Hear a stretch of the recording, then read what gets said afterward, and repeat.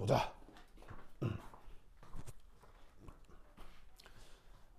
fuelcel이라는 표현이 있고 우리말 번역은 연료전지입니다.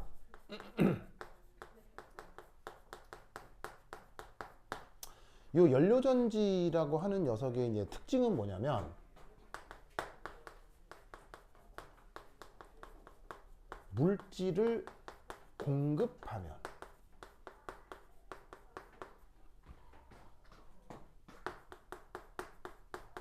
전기 에너지를 계속 만들어냅니다. 그런 시스템을 뭐라고 부르냐면 fuelcel이라고 합니다. 알겠죠?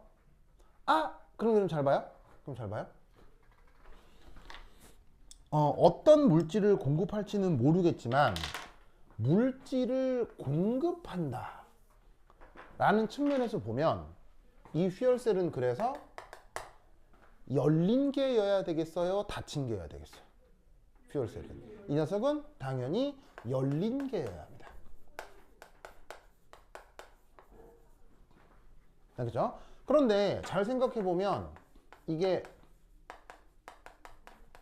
보통의 셀은 대부분 사실 열린 게예요, 닫힌 게예요? 닫힌 게죠. 그래서 마트에 가서 이렇게 막 이렇게 건전지 조그만 거 살 수 있잖아요, 그렇죠? 그것만 사도 그거 보면 막 쥐어뜯고 싶어요. 그냥 그대로 그냥 있어요. 그냥 그대로 그냥 딱 밀봉이 돼 있잖아요. 무슨 말인지 알겠죠?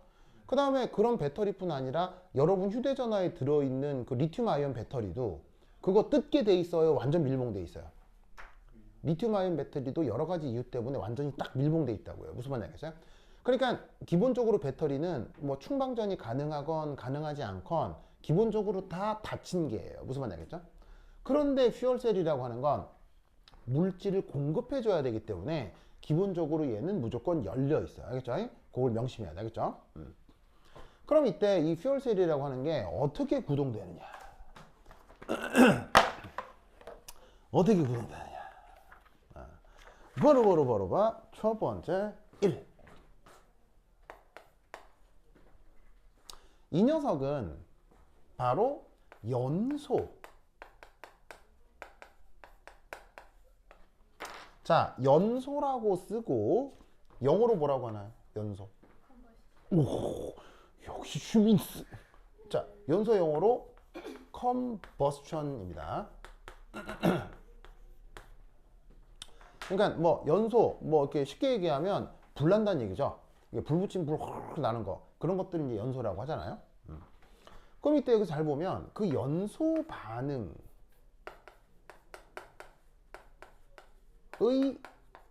예들을 한번 살펴볼게요. 연소 반응이고 연소가 어떤 반응이 되는 거냐. 그러면 이때 연소는 사실 누구와 반응을 하는 거죠? 연소는 누구랑 반응하는 거죠? 산소죠.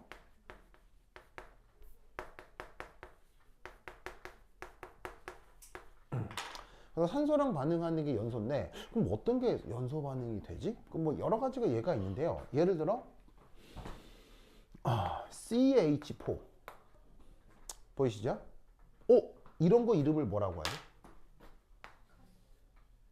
이 이름 뭐라고 하죠? CH4? 메테인이라고 하죠. 메테인. 이 메테인 어디 주로 많이 포함되어 있죠? 어디? 메테인 어디 주로 많이 포함되어 있죠? 예. 그걸 조금 더 확장하면 천연가스요. 혹은 석유. 그런 거라고 생각하면 저 메테인 사실 우리 일상생활에 많이 쓴다는 얘기에 별로 없다는 얘기예요. 천지백가리로 많다는 얘기죠. 무슨 말인지 알겠죠? 그러면 저 메테인, 자, 상온에서 상태는 뭐예요? 기체일 거고요. 당연히 얘 불에 탈 수 있습니까? 굉장히 잘 타죠. 그럼 얘 연소 반응식 써볼 수 있겠어요? 자, 연소 반응식 어떻게 하면 돼? 여기다가 뭐 더 하면 되죠? O2 하고 뭐하고 뭐가 맹그러집니까? 예, 요 경우는 완전 연소라고 합시다. 완전 연소 된다고 하면 바로 짜잔 이산화탄소. 그 다음 짜잔 수증기. 뭐 수증기여도 좋고요. 아니면 뭐 물이어도 좋고요. 뭐래도 상관은 없어요. 자, 그래서 탄소하고 수소로 되어 있는 물질을 산소로 완전 연소시켰더니 이산화탄소도 맹그러지고 보시다시피 H2O도 맹그러지고 무슨 말 나겠죠? 알겠죠? 자, 그러면 여기에 양변에 뭐 맞춰줘야 돼요? 이게 화학양론 개수를 맞춰야 되는데 화학양론 개수를 맞추는 것에 그 뭐냐면 근거는 뭐예요? 화학양론 개수를 맞춘다의 근거가 뭐예요? 근거. 정답. 질량 보존이죠. 질량 보존의 뜻이 뭐예요? 자, 질량 보존.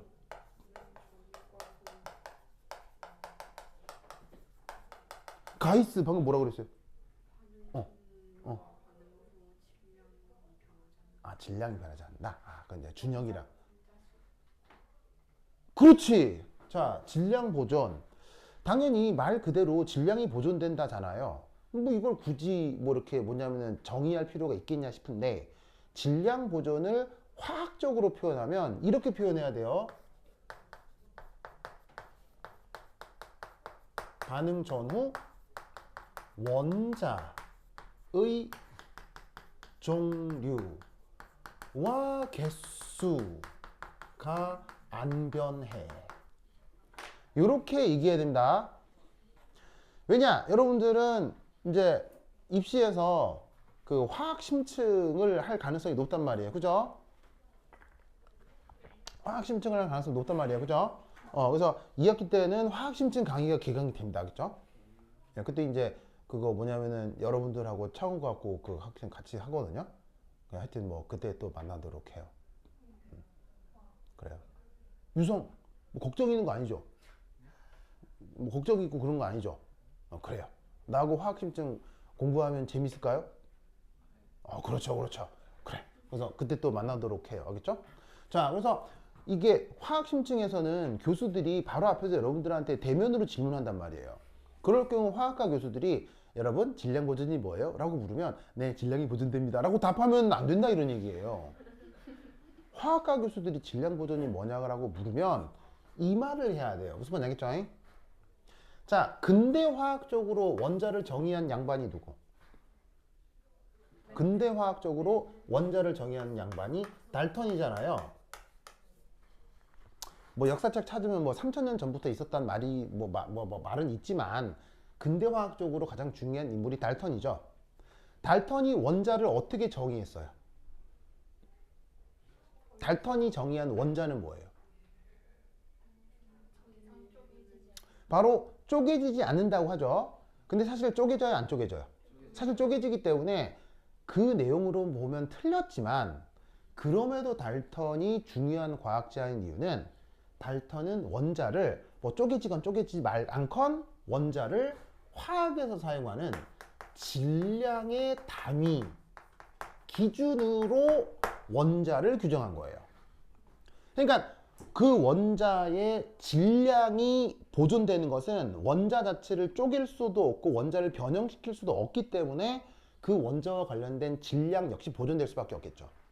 그래서 달턴이 원자를 화학에서 활용하는 질량의 단위로 규정했기 때문에 원자의 종류와 개수가 불변하다라고 하면 물리학적인 질량 보존 현상도 그대로 표현해 줄 수가 있는 거예요. 뭔 말인지 알겠죠? 그러니까 화학자가 질량 보존이 뭐냐라고 물으면 이렇게 얘기를 해야 돼요. 무슨 말인지 알겠어요? 무슨 말인지 알겠죠? 예를 들면 방금 생물 시간이었으니까 효소와 기질의 특이성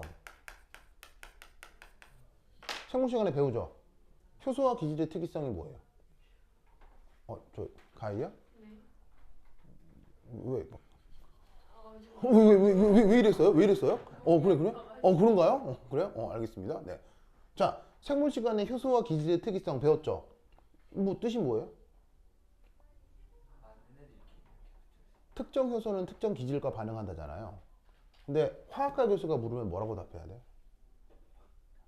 화학과 교수가 효소와 기질의 특성이 뭐야요? 라고 물으면 특정 효소에 특정 기질이 반응합니다. 이렇게 답하면 안 됩니다. 화학과 교수가 물으면 뭐라고 해야 돼? 얘기를 해야 돼. 바로 봐. 분산력 얘기를 꼭 해야 됩니다.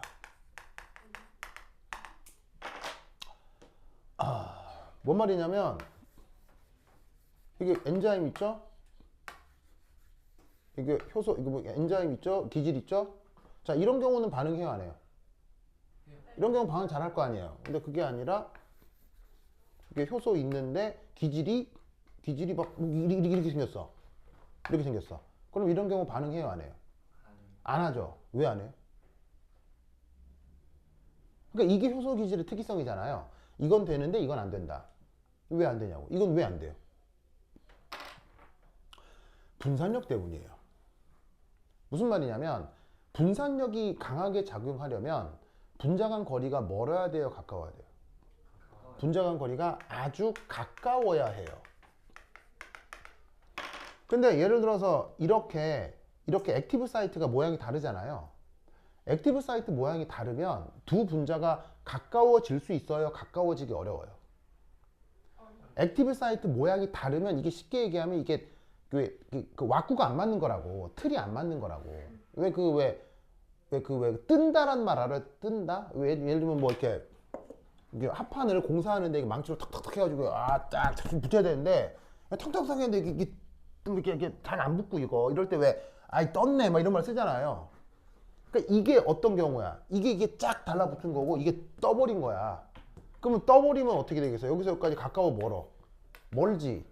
뭐니까 분산력 작용하겠어? 작용 못 하겠어? 분산력이 작아지니까 둘이가 결합을 못 하는 거예요. 무슨 말 알겠죠? 그러니까 화학자가 이걸 물을 때는 이 말을 해야 돼요. 무슨 말 알겠죠?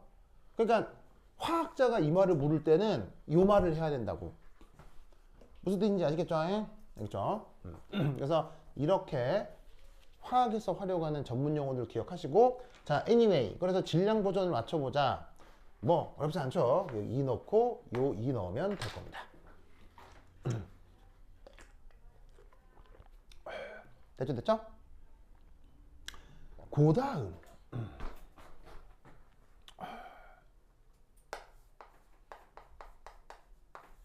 짜잔, 이거 뭐라 그래?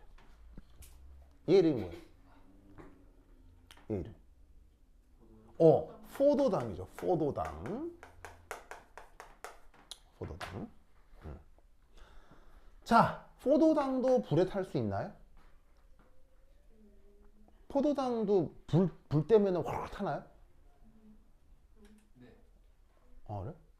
포도당 불 잘 타나요? 뭐 확 타나요? 뎁다 잘 탑니다. 뎁다 잘 탑니다. 알겠죠?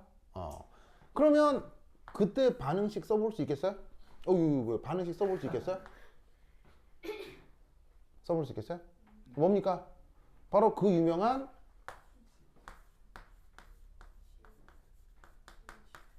이거잖아요. 맞아요? 이식 중학교 생물책에 뭐라고 나와 있어요? 무슨 반응이라고 돼 있어요? 호흡이라고 나오잖아요. 중학교 생물책에 요거 호흡 이렇게 나온다고요. 역반응은요? 역반응은 뭐예요? 광합성. 무슨 말 알겠죠? 그러면 이 호흡도 사실 무슨 반응의 한 종류냐고요? 연소 반응의 한 종류라고요. 그죠? 그러면 이때 포도당이 잘 타는데 이 포도당들이 약간 더 엮이면, 포도당은 하나의 단분자거든요. 근데 이 포도당 같은 것들이 여러 번 중합 반응을 할 수 있어요. 그렇게 나타나는 걸 뭐라고 해? 탄수화물이라고 하죠. 네, 다당류 맞습니다. 다당류인데 그게 더 커지면 탄수화물이라고 하죠. 탄수화물 알죠? 근데 이 탄수화물이 더더더더 커진 걸 뭐라고 해요? 더더더더더 들러붙은 거를. 그걸 섬유질이라고 하죠. 섬유질, 나무 껍데기 같은 거. 그 섬유질로 돼 있는 인간이 활용하는 대표적인 상품이 종이요. 자, 그럼 물을게요. 종이 잘 타요? 그러니까 포도당도 잘 타요? 어떻게 잘 타죠. 무슨 말인지 알겠죠? 알겠죠? 그래서 여기 포도당의 연소 반응이라는 거는 바로 이런 녀석들의 연소 반응의 한 종류를 쓴 거라 이런 말이에요. 무슨 말인지 알겠죠? 그 다음 또 하나 이거 연소 반응 돼요? 연소 반응 됩니까? 자, 연소 반응 누구랑 반응시키는 거예요? 바로 O2랑 반응시키는 거죠. 그러면 얘가 O2랑 반응하면 뭐가 맹그러집니까? 그 유명한 이렇게 되죠. 예? 자, 양변의 질량 보전 맞추면 어떻게 돼요? 2 됐죠? 그래서 지금 이런 식으로 연소 반응의 예들을 몇 개 들어봤어요. 그죠? 자, 그러면 이렇게 써봐서 알겠지만 자, 이런 거 뿐이겠어요? 따지고 보면 막 진짜 많겠어요. 뭐 어마어마하게 많겠죠. 무슨 말 알겠어요? 그러면 이때 이런 반응들을 왜 나열했느냐? 첫 번째 1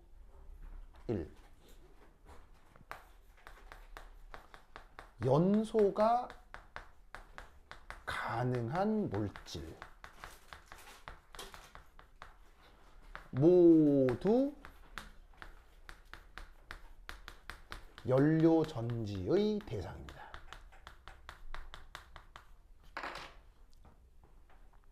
우리가 만들려고 하는 연료전지 있잖아요. 연료전지는 무엇이 가능한 물질을 가져다가 만드는 것이다? 연소반응. 알겠죠? 연소반응 꼭꼭 기억해야 돼요. 알겠죠? 그래서 연소반응이 가능한 것을 전기화학적으로 응용한 걸 연료전지라고 하는 거예요. 이 말은 석유로 연료전지 만들 수 있어요?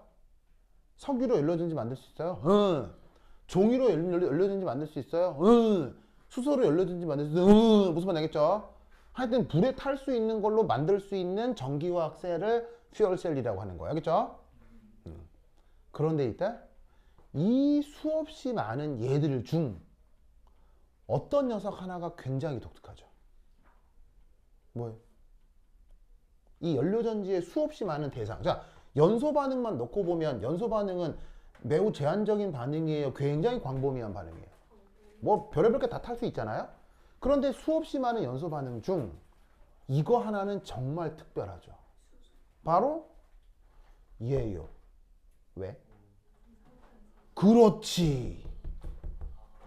무슨 말 알겠어요? 이 중 요것이 가장 특별합니다.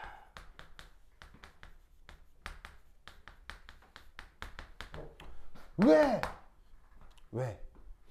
CO2가 발생하지 않기 때문입니다.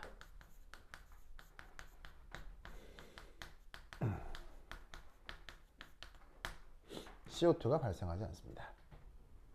근데 한 가지가 더 있긴 해요. 한 가지가 이제 뭐가 더 있냐면, 그리고 이제 추가로 1g 당 열량이 가장 큽니다.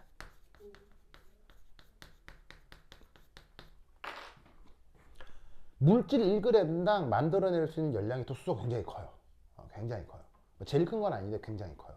이런 건 공학적으로 중요한 문제예요, 안 중요한 문제예요? 중요하죠. 무슨 말이냐면 연료를 싣고 연료도 사실 짐이잖아요. 그래서 왜 자동차 연비 높이는 방법 중에 뭐가 있어요? 자동차 가서 주유할 때 이렇게 기름 자동차 같은 경우 가득 주유하라 그래요? 절반만 주유하라 그래요? 주유할 때도 절반씩만 주유하라고 하거든요. 조금 부족하면 3분의 2 정도만. 이유는 그 싣고 다니는 연료도 짐인 거예요. 뭔 말인지 알겠어요? 그러니까 사실은 연료를 높이려면 그 연료도 짐이기 때문에 다 채우지 마라 이런 말이 있는 거니까, 동일한 열량을 만들어내는 데 있어서 그 연료가 가벼우면 가벼울수록 이건 공학적으로 좋잖아요. 그런 이유 때문도 수소가 중요한 건 맞아요. 그런데 이제 지금 21세기는 바로 환경의 세대죠. 그리고 이제 인류 문명 멸망까지 몇 년 남았어요? 인류 문명 멸망까지 몇 년 남았어요? 사실 노바리 노우즈지만 생물학자들이 전 세계 생물학자들이 투표를 했대요. 전 세계 생물학자들이 앞으로 인류 멸망이 몇 년 남았는지 투표를 했는데 80년 나왔어요. 80년. 그래서 80년 후에 인류 문명은 멸망하거든요. 지금 요대로라면. 그러면 80년 후에 멸망이니까 아무것도 없는 거 아니에요. 그러면 그 전조는 언제부터? 30년 후부터 나타날 수 있어요. 유성이 지금 몇 살이에요? 19살. 30년 후 몇 살이에요? 49. 49에도 유성이는 살아있을까요? 어. 나는 30년 후에 80살이거든요. 살아있을 수도 있고, 뭐 갔을 수도 있고.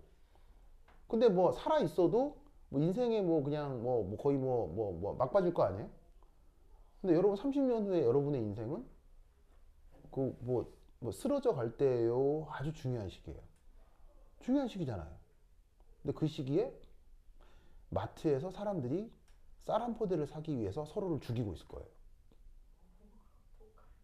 예, 아포칼립스가 시작될 거예요. 30년 후에. 왜냐면 30년 후부터 농사가 안 되거든요. 지금 농사의 작물인 쌀하고 미리 멸종하게 돼요. 지금 속도면 쌀하고 미리 멸종하기 때문에 멸종이 가기 때문에 30년 후에 여러분들은 쌀 한 포대를 사기 위해서 다른 사람을 죽이고 있을 거예요. 네, 그래서 그걸 강탈하고 있을 거예요 아마. 이제 그게 이제 인류 문명 멸망 아포칼립스죠. 이런 생각 안 해봤죠. 그리고 그게 인류가 완전 멸종할 때까지가 한 80년 남았고. 그런 시기에 여러분들이 이제 열심히 공부를 하고 있는 거예요. 유성아, 진짜 우울해졌죠? 유성 아무렇지도 않아요. 좀 우울해요. 아, 딱히 우울하진 않아요? 아, 그래요? 그냥 뭐, 그때 되면 죽지, 뭐, 이런 거예요? 아, 그런 거예요? 아, 대충, 그냥 뭐 살다 죽지, 뭐, 이런. 아, 그래. 뭐 그래요. 뭐, 네, 하여튼 그렇습니다.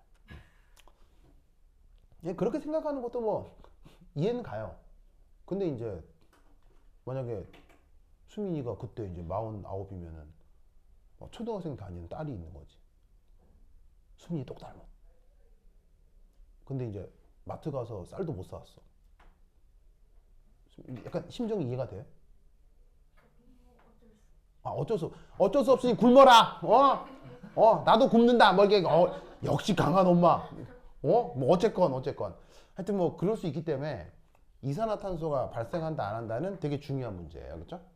그래서 연료전지는 요걸로도 만들 수 있으나 가장 중요한 연료전지가 뭐겠어요? 바로 수소기체로 만드는 연료전지입니다. 무슨 말 알겠죠? 알겠죠? 그래서 지금 대통령이 누굽니까? 미스터 윤이잖아요. 무슨 말 알겠어요? 형식적으로는. 그 전에 누구였습니까? 문이었잖아요. 무슨 말 알겠어요? 이 양반이 5월엔가 취임했거든요. 그런데 3월 달에. 그러면 2달 후면 퇴임이잖아, 이 양반이. 그지? 3월 달에 무슨 일이 있었는 줄 아세요? 여러분들은 전혀 관심을 안 가졌겠지만 혹시 여러분 이 사람을 압니까? 빈살만? 빈살만이 누구예요? 바로 미스터 에브리띵이죠. 별명이 미스터 에브리띵이에요. 알겠죠? 그래서 이 사람이 전 세계 비공식, 전 세계도 아니지. 전 인류 비공식 1위 부자죠. 물론 형식적 1위는 미국의 주식 부자들이 형식적 1위거든요. 미국의 주식 부자들 일론 어쩌고 저쩌고 마이크로소프트 워렌 버핏 이런 사람들이 전 세계 형식적 1위인데 비공식 1위는 이 사람이죠. 왜냐면 이 사람은 숨겨져 있는 재산이 얼마인지 자기도 몰라요. 왜냐면 이 사람은 아람코라는 회사 들어본 적 있어요? 아람코가 어떤 회사죠? 전 세계 주가 총액 1위인 회사예요. 페이스북, 마이크로소프트, 애플보다 더 큰 회사예요. 그럼 아람코는 어떤 회사냐? 바로 사우디아라비아 국영 석유 회사입니다. 국영 석유 회사. 네. 사우디아라비아 국영 그 회사의 최대 주주 빈살만입니다. 알겠죠? 그리고 빈살만은 그냥 부자입니까? 정치인입니까? 정치인이기 때문에 이 사람은 수틀리면 특수부대를 동원할 수 있습니다. 여러분 일론 머스크가 부자긴 하지만 일론 머스크가 특수부대를 운영하진 않잖아요. 그런 영향력까지 생각하면 전 인류 최고 부자는 누구? 이 사람입니다. 알겠죠? 이 사람이 3월 달에 미스터 문재인 대통령을 만납니다. 그것도 문재인 대통령을 극빈 초청합니다. 사우디아라비아로. 자, 충분히 있을 수 있는 일일까요? 매우 이례적인 일일까요? 매우 이례적입니다. 왜? 두 달 남은 대통령을 왜 만나요? 왜냐면 2달 후면 모든 게 바뀔 거 아니에요. 모든 게 바뀌었잖아요. 무슨 말 알겠어요? 그거를 빈살만도 알아요, 몰라요? 예, 다 알아요. 빈살만이 운영하는 첩보부에서 모든 상황을 다 알아요. 빈살만이 운영하는 첩보부가 이제 대한민국은 5월달부터 좋댔구나 뭐 다 알아요. 알겠어요? 여러분 각국 정보부가 그 다 노는 것 같아요. 다 일해요. 다 일하기 때문에 저 나라의 그 다음 대선 후보가 누군지 다 조사해요, 안 해요?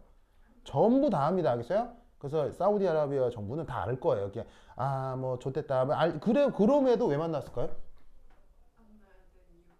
왜 만났느냐? 바로 사우디아라비아가 원래 누구랑 강력한 그 혈맹 관계입니까?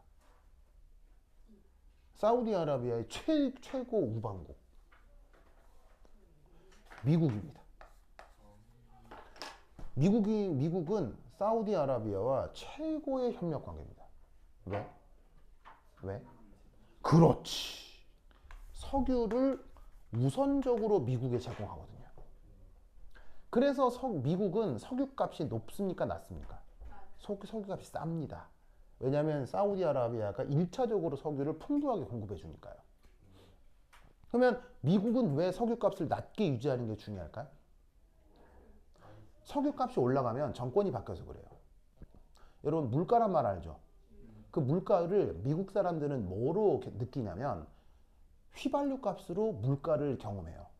그래서 주유 가서 주유하는데 그 주유소에 그 원래 그 기름 가격이 있잖아요. 거기서 얼마 오르잖아요. 그럼 미국은 무조건 정권이 바뀝니다.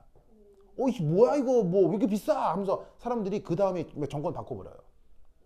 그래서 미국 정치인들이 제일 중요하게 생각하는 거 미국 내 석유 가격이에요. 그래서 미국이 사우디아라비아는 아랍 국가예요, 아랍 국가 아니에요? 아랍 국가죠. 그리고 여러분 되게 중요한 사람이 있는데 혹시 이 사람 알아요? 오사마 빈 라덴? 이거 뭐 한 사람이에요? 9.11 테러한 사람이죠? 이 사람 어느 나라 사람이에요? 9.11 테러했잖아요. 뉴욕의 쌍둥이 빌딩 비행기를 때려받아가 봐가지고 폭발시켰잖아요. 뉴욕 시민 막 수천 명 죽고. 9.11 테러. 이 사람 어느 나라 사람이에요? 사우디아랍 사람이에요? 사우디 사람이에요. 사우디아라비아 재벌집 아들이에요. 알겠죠? 네, 그래서 미국 유학도 하는 사람이야. 엄청 지식인이야. 엄청 지식인. 그래서 미국이 오사마 빈 라덴 내비뒀어, 죽였어. 다 죽였습니다. 완전 죽였습니다. 미국 특수부대 시켜가지고 막 사살했거든요. 그런데 사우디아라비아하고는 혈맹 관계입니다. 무슨 말인지 알겠어요? 즉 정치라는 건 단순한 문제가 아니야. 그러면 왜 사우디아라비아랑 혈맹 관계냐? 석유를 엄청나게 제공해 주니까요. 그러면 미국은 사우디아라비아에 뭘 제공하죠? 국방이에요. 그래서 미국이 사우디아라비아의 국방력을 완벽하게 책임져 줍니다. 그래서 사우디아라비아는 굉장히 탄탄하게 성장할 수 있었어요. 그래서 여러분 사우디아라비아 국민이 되면 복지 수준이 높을까요, 낮을까요? 어마어마합니다. 그리고 여러분 사우디아라비아는 민주국가입니까, 독재국가입니까? 사우디아라비아는 왕국입니다. 빈살만의 직책은 왕세자입니다. 왕세자이면서 내무부 장관, 국방부 장관 다 합니다, 얘가. 이런 국가를 독재국가라고 하죠. 그럼 여러분 독재국가 살면 좋아요, 나빠요? 관계없죠. 나만 잘 살면. 그래서 사우디아라비아는 돈을 엄청 많이 벌고 국방이 튼튼하기 때문에 사우디아라비아 국민이 되면 대학 등록금 빵원, 병원비 빵원, 결혼하면 집 바로 나와요. 알겠어요? 결혼하면 국가에서 집을 한씩 다 줘요. 그럼 그런 나라에 살면 그 나라가 민주국가건 독재국가건 관계 있어요? 아무런 관계 없어요. 관계 없죠. 뭔 관계예요? 그 사우디아라비아 사람들은 이 나라가 독재국가인지 민주국가인지 아무런 관심이 없어요. 그냥 잘 사니까요. 무슨 말인지 알겠죠? 그래서 이렇게 잘 돌아갔는데 갑자기 미국이 이걸 깨버리죠. 왜? 바로 미국이 석유 생산량 1등이 돼버립니다. 원래 석유 생산량 1등이 사우디아라비아였거든요. 미국에 막 이렇게 공급을 해줄 수 있었던 이유가. 근데 갑자기 미국에서 막대한 양의 석유가 발견됩니다. 그걸 혹시 이런 말 들어본 적 있어요? 셰일유? 셰일유라는 말 들어본 적 있어요? 셰일이 뭐예요? 모래 퇴적암을 셰일이라고 하잖아요. 원래 모래 퇴적암 사이에 석유가 들어있거든요. 근데 퇴적암 안에 석유가 들어있으면 석유가 온전한 상태로 있겠어요? 모래랑 섞여 있겠어요? 모래랑 섞여 있으니까 이 퍼내기 쉽겠어요? 어렵겠어요? 어렵다고요. 그래서 셰일유라는 게 있는 건 알았는데 모래랑 섞여 있다 보니까 뽑아내는 게 너무 비쌌어요. 근데 미국의 화학자 하나가 그 셰일유를 싸게 뽑아내는 법을 개발한 거예요. 그래가지고 미국이 셰일유를 뽑아내기 시작해서 지금 전 세계 석유 생산량 1위 어디예요? 그게 미국이 돼버렸어요. 그러니까 미국은 이제 더 이상 누가 필요 없어요? 이게 필요가 없는 거예요. 그래서 트럼프하고 빈살만하고 싸운 거예요. 그래서 미국이 어떻게 돼요? 더 이상 사우디아라비아가 필요 없으니까 국방을 버리는 거예요.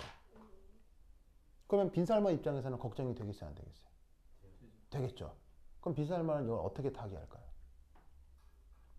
어떻게 타개할까요? 다른 나라를 찾아야 되겠죠. 그게 우리나라예요. 무슨 말인지 알겠어요? 왜 문재인 대통령을 만난지 알겠어요? 빈살만도 2개월 후에 저 나라가 좆된다는 걸 알아요. 하지만 왜 문재인 대통령을 만났느냐? 전 세계 사람들한테 시그널을 보내는 거예요. 빈살만 입장에서. 한국이랑도 협력한다? 무슨 말인지 알겠어요? 한국이랑도 협력하니까 사우디아라비아에서 미국이 철수해도 사우디아라비아는 건재하다 라는 시그널을 보내는 거예요. 그러면 한국이랑 협력하는 게 당시 뭐길래?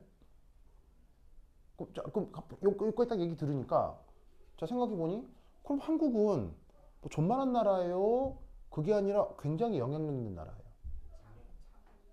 생각해보면 아니 물리적으로 크냐 작냐가 아니라 영향력이요. 영향력이 그럼 이 말은 한국이 있다는 얘기 없다는 얘기예요. 있다는 뜻이네? 이 사람이 그렇게 판단할 정도면?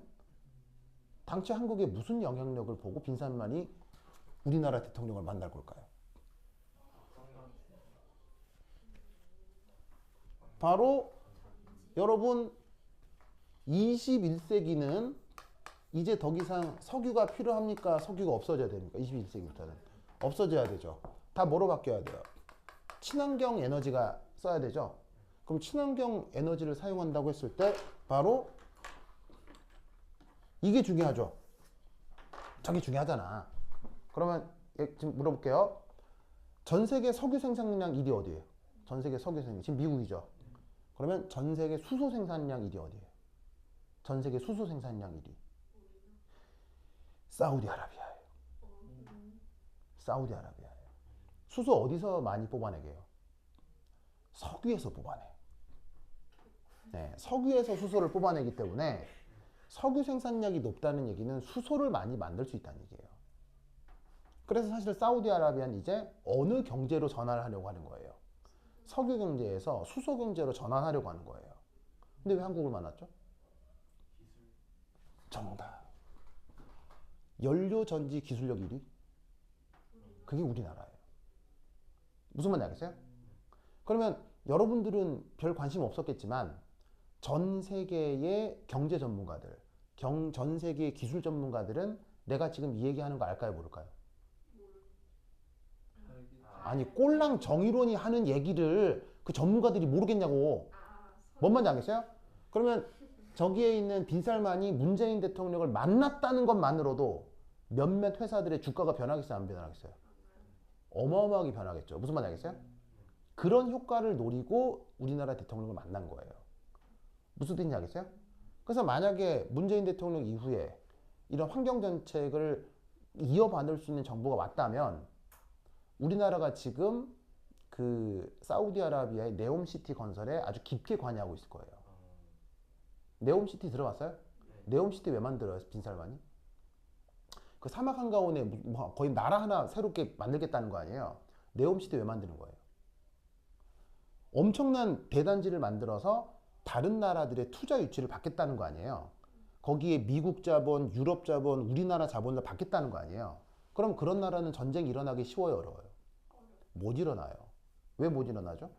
만약에 거기에 그 네옴시티 이런데 뭐 마이크로소프트 뭐 본사 이렇게 있다고 쳐봐. 거기 만약에 전쟁이 나서 폭격했어. 그럼 마이크로소프트가 가만히 있겠어? 난리 나겠어.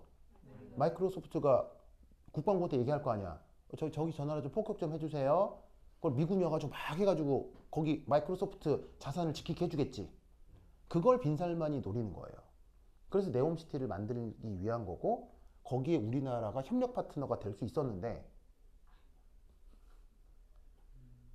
뭐 이렇게 됐어요. 알겠죠? 그러니까 중요해 안 중요해? 중요하겠지. 그러니까 시험에 나와 안 나와? 억수로 나와. 무슨 말 알겠죠? 그래서 연료전지가 입시에 아주 여러 개 응용이 되는 거예요. 알겠죠? 이때 그렇다면 자 지운다. 지울게요. 지운다. 지우사 쑥쑥쑥쑥. 그러면 이때 이 연소 반응의 공통적 특징이 있습니다. 연소 반응 지금 3개 써놨잖아요. 석유의 연소 반응, 종이의 연소 반응, 그 다음에 수소의 연소 반응.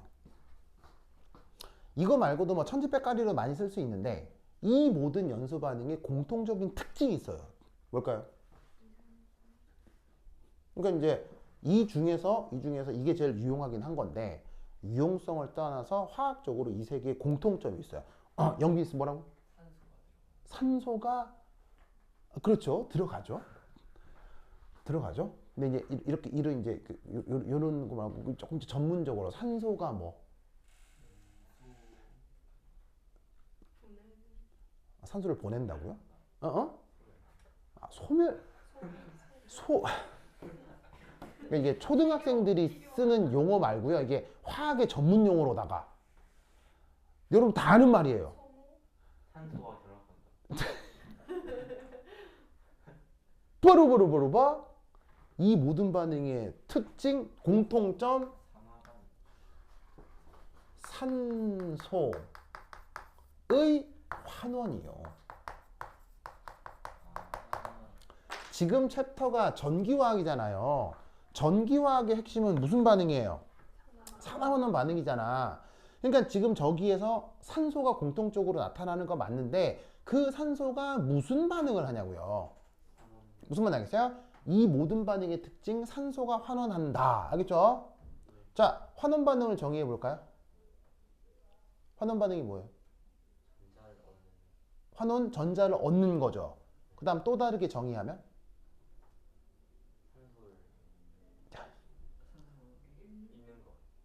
그렇죠. 근데 그것보다 더 확실한 거? 그것도 있죠. 근데 그거 더 확실한 거? 산화수가 감소. 그렇지. 그럼 왜 여기서 얘가 환원이라고 하느냐? 그 산소의 산화수가 감소하니까요. 그러면 그걸 한번 확인해 볼까요? 자, CH4에서 탄소 산화수 얼마예요? 탄소 산화수 얼마예요? 4 마이너스죠. 수소는요? 1 플러스죠. 산소는 0. 탄소는 탄소는 4 플러스죠. 산소는 2 마이너스죠. 수소 1 플러스고요. 산소 2 마이너스죠.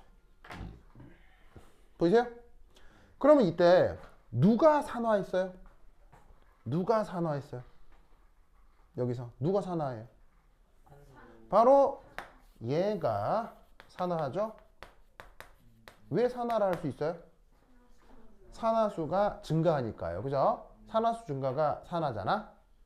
그럼 이때 이 산소는 산화수가 증가했어요, 감소했어요? 산화수가 증가했어요, 감소했어요? 감소했죠. 그런 걸 뭐라고 해요? 환원. 알겠죠? 그런 식으로다가 여기에 포도당이 됐건 수소기체가 됐건 다 동일한 분석을 할 수가 있다고요. 어쨌거나 산화수가 0에서 어쨌거나 무조건 2-가 되기 때문에 모든 연소 반응, 모든 연료전지 반응에서는 산소가 환원. 산소가 환원. 알겠죠? 이게 연료전지 반응에서 항상 나타나는 공통적 특징입니다. 알겠죠? 그러면 여러분은 이 산소의 환원 반응의 반쪽 반응식을 작성해 볼 수 있겠어요? 반쪽 반응식을 작성해 볼 수 있겠어요? 어떻게 하면 되겠어요?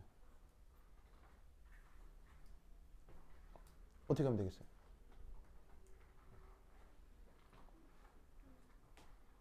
자, 저 산소의 환원 반응식에 그 뭐냐면 반쪽 반응식을 작성할 수 있겠어요? 영빈스? 네. 그 해맑은 얼굴 해볼 수 있겠어요? 산소에 가는 거. 그렇죠. 네. 오, 좋아요. 자, 우리 그 뭐냐면 그 타크민 비서관도 해볼 수 있겠어요? 자, 어떻게 하면 되겠습니까? 첫 번째 1이라고 쓰고 제목을 하나 비워 놓읍시다. 자, 그러면 이 부분 살짝 지울게요. 으쌰. 자, 뭐가 됐건 간에 뭐가 되죠? 뭐가 돼요? 뭐가 돼요? 어쨌건 무엇이 뭐가 됐어요? 무엇이 뭐가 됐어요? 산소의 환원 반응에서 바로 O2가 어짜둔둥 H2O가 된 거 아니에요. 그죠? 네. 공통적으로 환원 반응이 전부 다 산소가 무르가 되고 있잖아요. 그죠? 네. 맞죠? 자, 그럼 이때 여기에서 산소가 무르가 된다. 그러면 맨 처음 뭐부터 해야 할까요? 맨 처음 뭐부터 해야 될까요? 응? 그렇지. 여기다가 2라고 써야 되겠죠. 2라고 쓰는 이유는 바로 산소의 무엇을 위해서? 질량 보전. 그 다음 뭐 해야 돼요? 그 다음 뭐 해야 돼? 여기 수소 몇 개 있어요? 4개 있죠. 여기 수소 있어요, 없어요? 없죠. 그럼 여기다가 뭐 더 해야 돼요? 4H 플러스 써야 되죠. 얘는 누구의 질량 보전이에요? H 플러스의 질량 보전이죠. 맞나요? 맞죠? 그리고 라스트 터치 뭐예요? 자, 양변에 뭐를 맞춰야 되죠? 전하량 맞춰야 되죠. 그러려면 왼쪽 오른쪽 어디에다가 뭘 더해야 되죠? 왼쪽에다가 전자 4개를 더하면 되죠. 됐죠? 그러면 양쪽에 전하량도 맞을 거예요. 대신 이기요? 보이시죠? 네. 그러면 이때 이 반응식 진짜 중요합니다. 알겠어요? 이거 하나로 서울대 기출문제, 카이스트 기출문제 이거 하나로 다 푸는 거예요. 요 반응식으로. 알겠죠? 그래서 이 반응식을 명심하셔야 돼요. 이런 식으로 외우셔도 좋고 만들어내도 좋고. 알겠죠? 그러면 이때 제목이 뭘까요?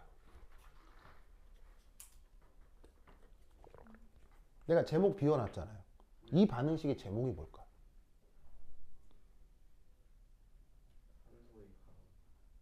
그건 여기 적어놨잖아요. 여기 환원 맞죠? 왜냐면 전자를 받아들이고 있으니까 환원 맞죠? 근데 여기 제목 비워놨죠. 제목이 뭘까요? 바로 산성 조건입니다.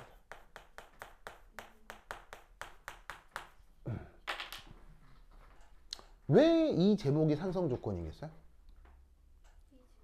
시작부터 뭐가 나오니까요? H 플러스가 나오니까요. 뭔 말인지 아시겠죠? 그러면 여러분 산성이 있으면 반드시 무슨 성도 있죠? 빛과 그림자처럼 산성 염기성은 다 나타날 수 있잖아요. 그러면 시작부터 H 플러스가 있다면 강한 산성 조건이라면 이렇게 반응 진행이 돼도 상관이 없으나 시작부터 H 플러스가 없을 수도 있잖아요. 없거나 희박할 수도 있잖아요. 그럴 경우는 이렇게 구동되겠어요? 다르게 구동된다라고 표현하는 게 좋겠어요. 다르게. 어떻게 바꿔주면 되죠?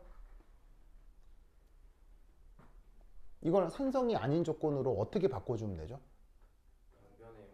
양변의 H 플러스 개수만큼 OH 마이너스를 양변에 동일하게 더해주시면 되는 거죠? 맞나요?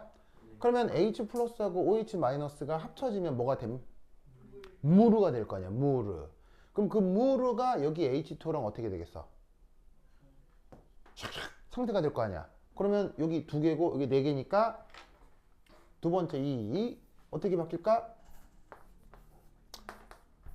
O2 더하기 2H2 더하기 4E 마이너스가 뭐로 바뀌겠어요? 4OH 마이너스가 되겠지. 뭔 말인지 알겠죠? 아시겠습니까? 그러면 2번 제목은 뭘까? 바로 2번 제목은 중성이에요. 아니면 염기성이에요.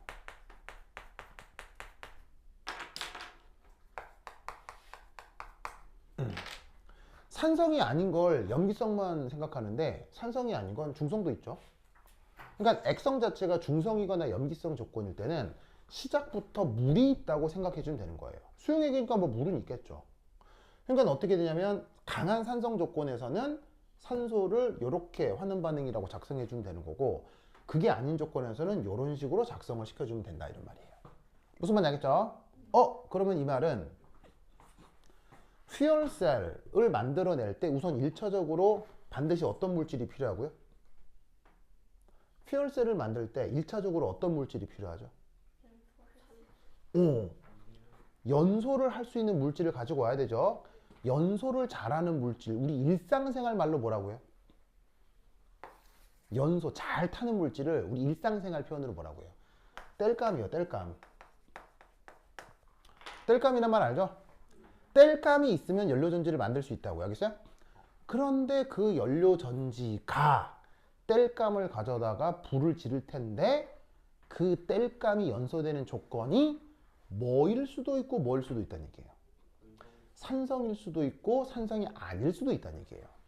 즉 여러분들이 맞닥뜨리는 연료전지는 화학적으로 봤을 때 산성에서 구동될 수도 있고 산성이 아닌 조건에서 구동될 수도 있다는 얘기예요. 무슨 뜻인지 알겠어요? 그러면 둘 중에 실제적으로 만들면 어디가 효율이 좋을까요? 사실은 어디가 기술적으로만 보면 어디가 효율이 좋을까요? 두 번째? 바로 첫 번째? 이쪽이 더 좋습니다. 그래서 이쪽이 사실은 효율이 더 좋습니다.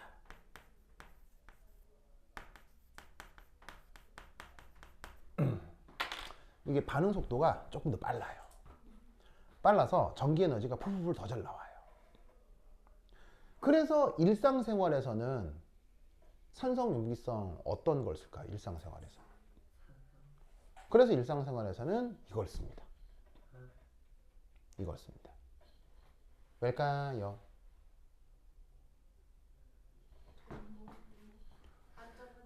바로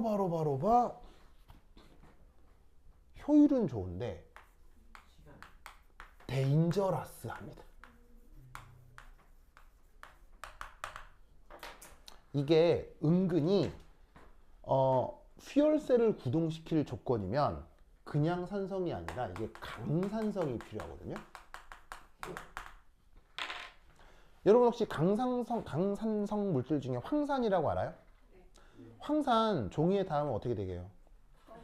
불납니다. 알겠어요? 불나요.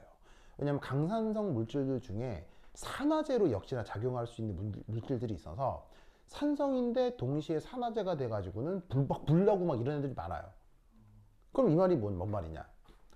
자, 연료전지로 구동되는 자동차를 만들었어요. 알겠죠? 자동차. 저처럼 막 운행해서 막 연료전지 오 좋은데 막 왱왱 막 가다가 자, 일상생활에서 사용하는 물건은 절대 뭘 피할 수가 없죠? 바로 사고요. 부서진단 말이에요. 일상생활의 모든 물건은 무조건 부서진단 말이에요. 알겠어요? 그럼 막 운전하다가 사고가 났어. 차가 뒤집혔어. 그럼 이제 차가 뒤집히면 연료전지 안에 있는 강산성 물질이 막 줄줄줄 새 나오겠지.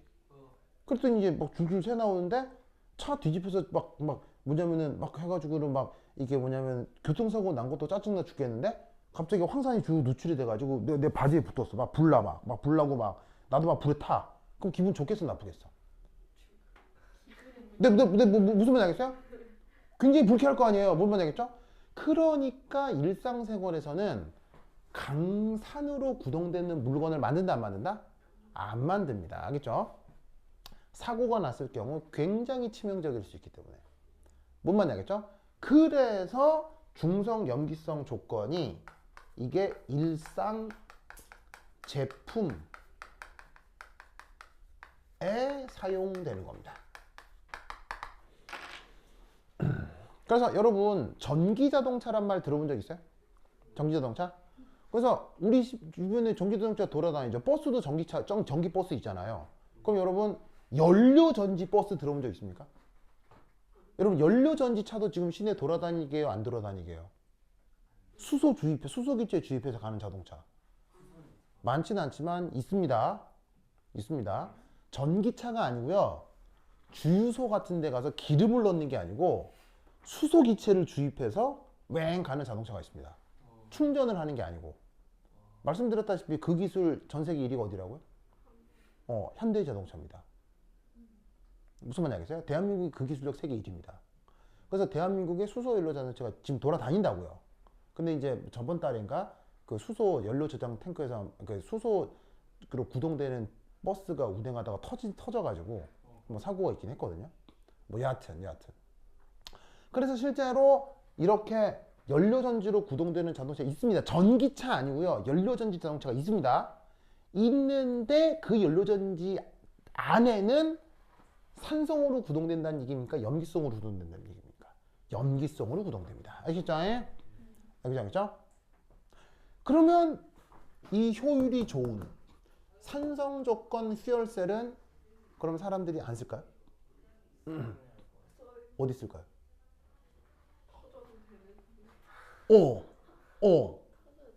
바로 군사 혹은 우주 산업에서 사용합니다.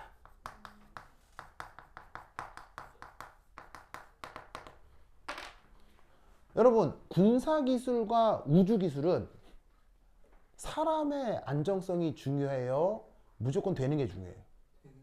무조건 되는 게 중요하죠. 그래서 여러분 우주인은 생명보험 못 드는 거 아세요? 네, 우주인은 생명보험 안 들어줘요. 안 들어줍니다. 왜냐하면 사실 우주인 있잖아요.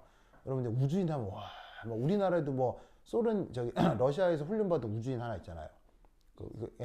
어떤 여성분 있잖아요. 그래서 이제 우리나라도 뭐 외계인 아니지 우주인 있고 막 하기 때문에 우주인 하면 와 하는데 우주인이 이게 극한 직업이에요. 극한 직업. 이게 우주 한번 갔다 오면 생명 단축되는 거 알아요? 네, 우주 한번 다녀오면 생명이 단축돼요. 뭐 때문에? 방사능 때문에. 여러분 우주에는 방사능 많아요, 적어요? 어마어마합니다. 근데 지구는 방사능에서 안전해요, 위험해요? 지구는 안전하거든요. 뭐 때문에? 지구 자기장 때문에. 지구 자기장이라고 하는 그 벤 앨런 대라고 하는 데가 있죠. 그 띠 때문에 자기장 때문에 우주 자기장이 많아도 아니 우주 방사능이 많아도 지구는 안전하단 말이에요. 근데 우주 타고 밖에 나가 있으면 그 외계 그 우주 방사능을 다 몸으로 맞기 때문에 이게 사실은 우주인으로 나갔다 오면 생명이 단축돼요. 무슨 말 알겠어요? 그래서 우주인은 생명보험 안 들어줍니다. 정말 죽기 쉽거든요. 정말 잘 죽어요 우주인은. 뭐 가다가 근데 퐁 터지 죽기도 하고 막 무슨 말 알겠어요? 네. 그래서 왜냐? 우주선에 사용하는 연료전지는 다 뭐로 구성되기 때문에? 산성 조건입니다. 그래서 우주선 안에는 복지 서비스가 좋습니까? 굉장히 열악합니까? 엄청 열악합니다. 그래서 우주인으로 살아남는 건 임무 자체도 힘들 뿐 아니라 우주선 안에서 의식주 서비스가 굉장히 최악이기 때문에 그 스트레스를 이길 수 있어야 돼요. 무슨 말 알겠죠? 뭐 여하튼. 그래서 유성이 나중에 우주인으로 발탁되면 우주 갈 거예요, 안 갈 거예요? 안 가요. 안 가요. 그렇죠. 위험한 거 싫죠. 막 몸 쓰는 거 이런 거 싫죠. 그래. 그 마트에서 저 아까 얘기했듯이 저 쌀포대 막 낚고 채고 이런 거 싫죠. 그래, 하여튼 그래. 알겠습니다. 근데 우주인 한 명 키우는데 교육비용 얼마? 우주인 한 명 키우는데 교육비용 300억 듭니다. 300억. 그래서 우주인 한 명 키우는데 별의별 훈련을 다 시키거든요. 뭐 기본적인 기기 훈련 뭐 등등등부터 해서 뭐 생존 훈련, 의식주 훈련 다 합니다. 그 비용이 300억이 넘게 들어요. 사실은 우주인 훈련을 받아보는 건 나는 기회가 있으면 받고 싶어요. 300억짜리 교육을 나 학교 다닐 때 등록금 얼마였게요? 500만 원. 나 학교 다닐 때 등록금 90만 원이었거든요.